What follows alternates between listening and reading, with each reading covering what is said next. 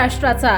नमस्कार, मी सुधा संध्यालामध्ये आपल्या सगळ्यांचं स्वागत। आगामी महापालिका निवडणुकीच्या तोंडावर पुण्यातील राजकीय वातावरण चांगलं तापले असून भारतीय जनता पक्षाला शहरात मोठा धक्का बसण्याची चिन्हे आहेत। निवडणुकीपूर्वी भारतीय जनता पक्षाने अजित पवारांच्या राष्ट्रवादीला मोठे खिंडार पाडून अनेक बड्या नेत्यांना प्रवेश दिला होता।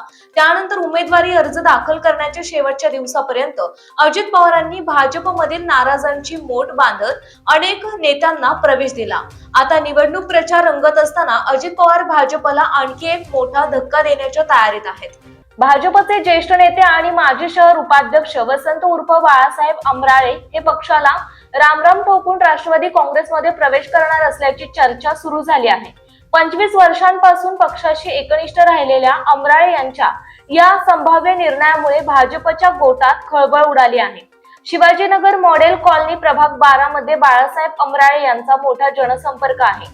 2012च्या निवडणुकीत त्यांचा अत्यंत कमी मतांनी पराभव झाला होता।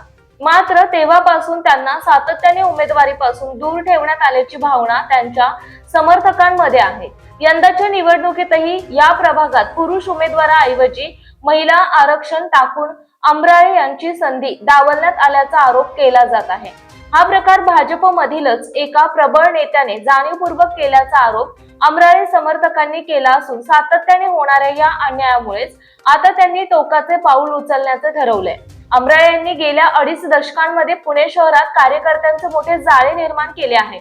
त्यांच्या या व्यक्तिगत वोट बँकमुळेच राष्ट्रवादी काँग्रेसने त्यांना पक्षात घेण्यासाठी जोरदार प्रयत्न सुरू केले असून येत्या 10 तारखेला हा पक्षप्रवेश होण्याची शक्यता आहे। या संदर्भात बाळासाहेब अमराळे यांना विचारलं असता त्यांनी सध्या तरी सावध भूमिका घेतली आहे। येत्या 2 दिवसात मी माझी सविस्तर भूमिका आणि पुढील निर्णय जाहीर करेन असं त्यांनी स्पष्ट केलं आहे।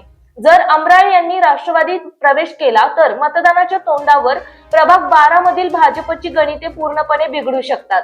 ताज्या आणि महत्त्वपूर्ण बातम्या पाहण्यासाठी आजच आमच्या संध्या लाईव्ह न्यूज चॅनलला YouTube वर सबस्क्राईब करा आणि बेल आयकॉन प्रेस करा।